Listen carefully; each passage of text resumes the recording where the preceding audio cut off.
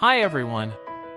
CCD Fly Laser marking machine is mainly used for the continuous marking of various materials to form a streamlined workflow. Laser marking machine using CCD visual positioning technology. It can solve the problem of difficult material supply, poor positioning, and slow speed caused by the difficulty of fixture design and manufacturing in batch irregular marking, by using an external camera to capture the feature points in real time.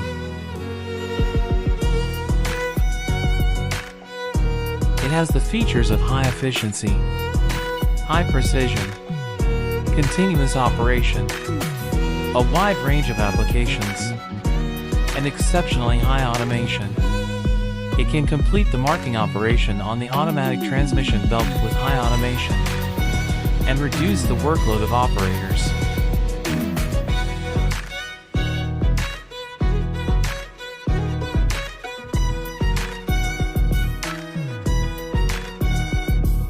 If you have any needs, please contact us.